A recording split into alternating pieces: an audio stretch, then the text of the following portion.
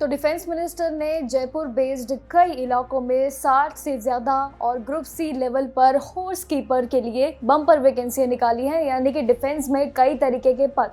लेकिन इस बार देखा जाए तो पूरे रिक्रूटमेंट के तहत ये 10वीं पास उम्मीदवारों के लिए बड़ा मौका है, क्योंकि उनके लिए एक शानदार सैलरी पैकेज भी इसमें उन्हें मिलने जा रहा है। अगर आप इंडियन नेशनल है और साथ ही हॉर्स की देख रेख करने में काफ़ी ज़्यादा इंटरेस्टेड हैं, तो ये नौकरी आप सभी के लिए है, क्योंकि इसमें डायरेक्ट जो आपको नौकरी मिल रही है ये बेहद बड़ा आपके लिए मौका है। इसलिए ध्यान में रखते हुए एप्लीकेशन प्रोसेस से लेकर सारी जानकारी इस वीडियो में जान लीजिए, क्योंकि शायद आप सभी के लिए मौका बहुत बड़ा होने जा रहा है। देखिए 21 दिनों के अंदर अंदर आपका फॉर्म जो है स्पीड में पोस्ट के हिसाब से भेजना बहुत ज़्यादा इंपॉर्टेंट रहेगा, इसलिए जो सभी प्रोसेस है उस पर ध्यान दीजिए। डिफेंस मिनिस्ट्री की इस भर्ती में देखा जाए तो कई पद शामिल है, जिसमें टोटल ये कुल मिलाकर 12 पोस्ट बनती है, जो कि EWS, OBC और ST कैटेगरीज के लिए ये रिजर्व्ड रखी गई हैं सीट्स। लेकिन बात करें बाकी पदों के लिए तो इसमें जो घोड़े यानी कि जो घुड़सवार उन सभी की देखरेख वाली जो इसमें पोस्ट अलग से रखी गई है, उनकी ट्रेनिंग में हेल्प करने का मौका बेहद बड़ा है।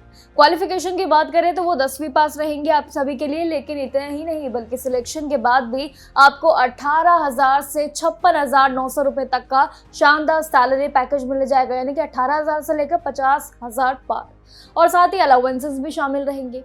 एज लिमिट की बात करें तो वो भी हर एक कैटेगरी के हिसाब से अलग अलग इस पद अनुसार रखी गई है। देखिए EWS के लिए 18 से लेकर 25 साल है, OBC के लिए 18 से लेकर 28 साल है, और साथ ही ST कैटेगरी के लिए 18 से लेकर 30 साल तय कर दी गई है।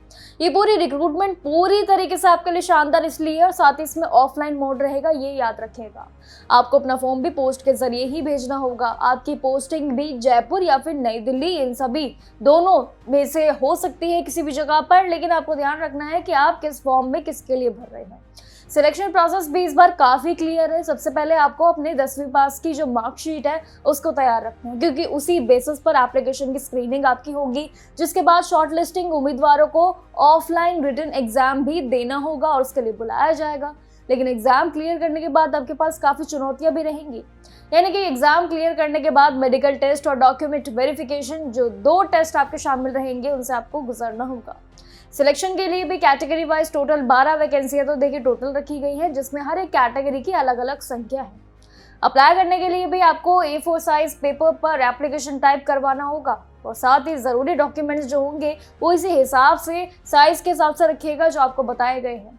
देखिए सारे डॉक्यूमेंट्स को इकट्ठा करने के बाद एनवेलप में और उसे पोस्टेज स्टैम्प के जरिए एड्रेस पर भेजिएगा, जो एड्रेस आपको बताया गया है। वहीं इसी के जरिए आपको AC सेंटर या फिर स्कूल पिन कोड जिसका दिया होगा 900476 कोड ये है, इसके जरिए आप इसी एड्रेस पर मेल सहित अपनी पूरी जानकारियां समझकर और जानकर अपना एप्लीकेशन फॉर्म सबमिट कर सकते हैं।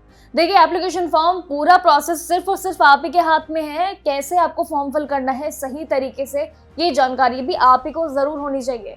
लेकिन ध्यान रखिएगा कि मौका काफ़ी बड़ा है, इसलिए सभी को अपने टाइम पर रहते हुए डेडलाइन से पहले फॉर्म फिल कर देना चाहिए। बाकी जानकारियों के लिए बने रहिए, बड़ी भर्तियों के लिए भी देखते रहिए जॉब अलर्ट।